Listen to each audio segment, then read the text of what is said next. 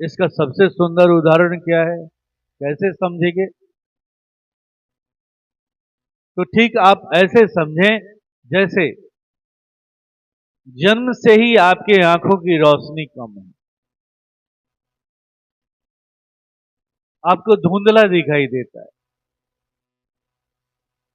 बहुत दूर का नहीं दिखाई देता है।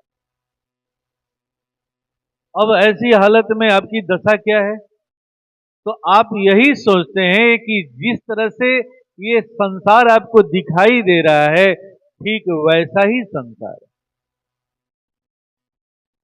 अगर आपको धुंधला दिखाई दे रहा है तो सभी को धुंधला दिखाई देता होगा। अगर किसी ने कुछ विशेष बात बता दी तो आप लड़ने के लिए तैयार, नहीं नहीं ऐसा कैसे हो सकता है।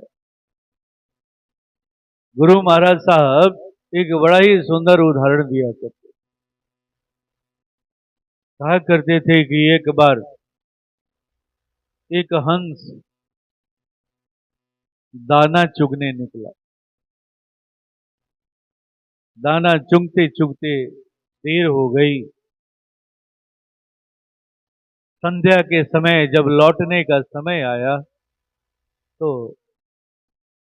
वो बीच में ही फंस गया, लौट नहीं पाया अपने घोंसले में।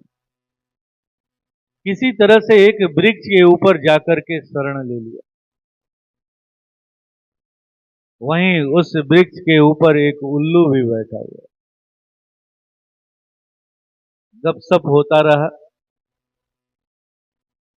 जैसे ही सवेरा हुआ, हंस के मुख से आवाज निकली, आह कितना सुंदर मौसम है, कितना सब कुछ स्पष्ट रूप से दिखाई दे रहा है, कितना सुहावना मौसम है। अब बड़ी आसानी के साथ मैं अपने घोंसले में लौट जाऊंगा। अब वहीं बैठा उल्लू कह रहा है, कैसा मौसम, कैसा प्रकाश, कैसा उजाला। वो अचंभित,